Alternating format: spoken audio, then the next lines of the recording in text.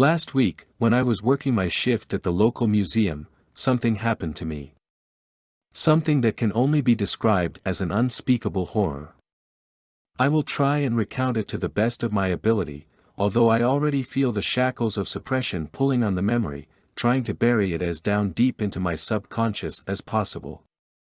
Maybe if I get this off my chest, I'll be able to get some sleep. I was at my post with a fellow coworker. We were stationed in front of the brand new glass gallery. The gallery was only open for a week at our museum because it was a traveling collection. Needless to say, there was an implacable rush of people coming to see the pieces in the exhibit. And for right reason, I had never seen such impressive glasswork in my entire life. The last groups of viewers were making their rounds through the gallery on the closing night of the exhibit, and my coworker and I were bidding them all a good night. Just as the last of the guests were exiting, a strange, elderly man walked through the front door of the museum and approached us. He looked as though he was sobbing. His lower lip was trembling, his eyes were red and puffy, his voice was shaky and fragmented. But most peculiarly, he kept repeating the same damned phrase. "I'm so afraid I'm going to break something." It was difficult to make out what he was saying the first few times between the whimpers, but he was like a broken record, he never stopped repeating that line. He moved slowly in a crooked, awkward sort of way. I tried to tell him that the gallery was closing up and that he probably wouldn't have enough time to appreciate the pieces, but it seemed as though he didn't hear a word I said. He just kept sobbing his sad line, and limped right on through the entrance to the gallery. I looked at my coworker, and he just shrugged at me. I could hear the words, "going to break something," fade as the old man walked deeper and deeper into the exhibit. After about 5 minutes, when every other patron had left, my coworker said he was going to go check on the old man. At this point, he was the last guest in the gallery, and I think we both were a little concerned about a crooked old man alone amongst millions of dollars worth of art. Maybe he actually would break something. My coworker disappeared, and I stood at the entrance for what felt like forever. Neither the old man nor my coworker resurfaced. Confused, a little worried even, I decided to go into the gallery myself and see what was going on. I walked my path with slight pace, not leaving the pieces unnoticed. It really would be a shame if one of these were to break, they were gorgeous. I turned the corner and continued through the exhibit. I didn't see either my coworker or the old man. I kept walking. There was one more turn in the gallery before it looped back around to the exit. As I approached the corner, I slowly started to hear sobbing, no, crying. My heart started to beat faster, and I noticed that I broke out almost into a run. The crying increased. The corner was about 5 or 6 feet away from me. There were no windows in the gallery, and the headlights had gone off. The only lighting in the entire corridor was that of those illuminating the individual pieces, baking them in an orange glow. Around the corner, a similar type of orange glow cast a shadow on the floor, and I could see the crooked silhouette of the old man. I remember thinking that he looked a lot more crooked than the first time I saw him. And then I turned the corner. Standing there, almost right in front of me, was the old man, crying harder than I remember. But there was something different about him. He wasn't repeating that phrase any longer. He was whimpering something else that I couldn't quite make out. I decided to look past him, and then I saw it, what was making that shadow on the floor. I saw my coworker. He was lying on the floor. His face was in a freeze frame of anguish. But his back. His back. His back. It was snapped at a disturbingly unnatural angle. It looked like his spine had been severed in half. His legs were pointing in one direction, and his torso was pointing in another one entirely. He was quivering. Horrified, I looked away, unable to conjure a single word. I then heard what the old man was saying. Between his bouts of tears and breathlessness, between his cries and wails, the words he was now saying were, "I did it. I broke something."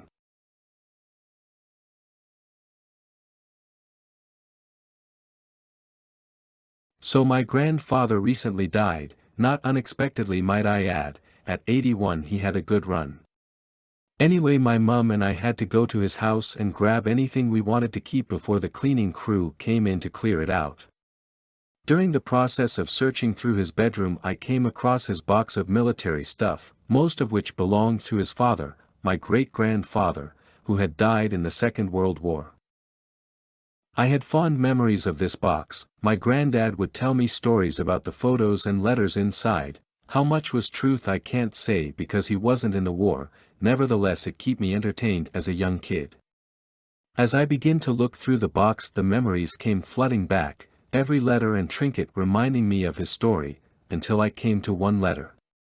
Postmarked October 1944, it appeared to be another letter from my great-grandfather to a man named David, who I believe might have been his brother, but unlike the other letters describing the war and conditions, this was different. As I read it, I realized my granddad had never shown me this letter. I'm still unsure what to make of it. The letter is as follows. Dear David, it's been almost 3 weeks since my two friends Howard and Johnson went missing, and I can't keep this to myself any longer. Someone needs to know the details in case something happens to me. Normally I would just blame the Krauts, as they are the cause of most of my missing soldiers, however this is different. It started around a month ago, when my men started reporting finding these black leather-bound diaries while out on patrol. Of course, as we are occupying a town, it's not uncommon finding things like these around. However, these diaries were odd. The diaries contained names of my soldiers scrawled on the inside cover, no other writing, just the name, and then, after a certain date, the pages seemed to have been ripped out. Putting it down to the enemy playing mind games, I ignored the reports, thinking that maybe they were just writing common names in them to unnerve us. I remember hearing from HQ they had used mind games before, like hiding soldiers' helmets and pieces of glass to reflect light in windows and woods to look like snipers. However, what set these diaries apart was that over the next few days, they started to appear around the city. Now I know my lookouts are tired and sometimes half drunk, but surely even they would notice someone getting that close. The other thing is, no matter how many of these things we collected, burnt, destroyed, they would appear back the next morning. I don't know who put them there or with what intention, but there they were, and they were having an effect on some of my troops. Many, including my friend Captain Howard, who after finding a diary with his name in it had claimed to hear whispers when no one was around. Howard was also plagued with dreams, where he was lost in a wasteland and a voice on his radio would recite the time and date of his death, over and over, until he would wake in a cold sweat. He never told me the date or time, but on the 22nd of August he went on routine patrol and never returned. His good friend Captain Johnson, who he had known since childhood, was naturally distraught. The loss of his friend hit him hard. I had to abandon the search after 5 days, and he became very angry.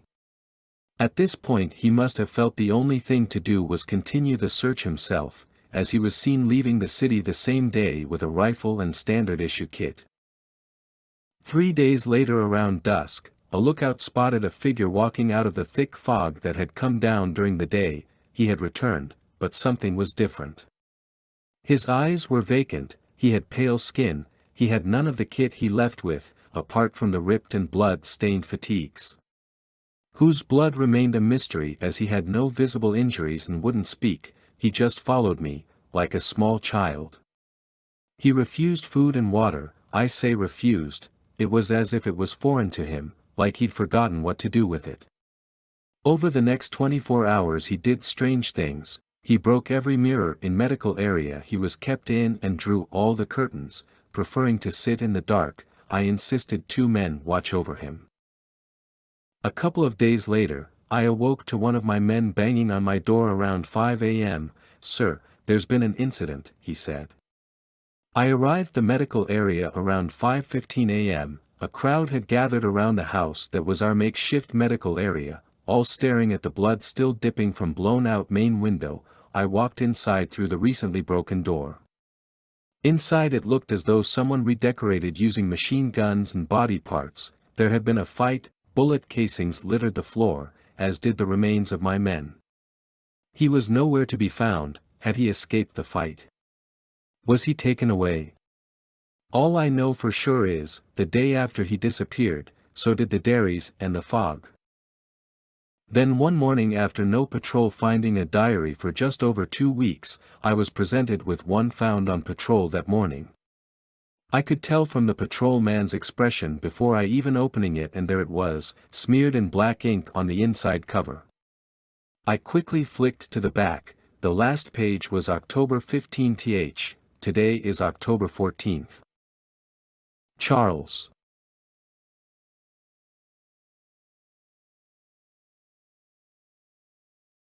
No one will come for you. That's what he said every night as I lay entombed in the fears I had long ago resigned myself to. My brother loves to torment me.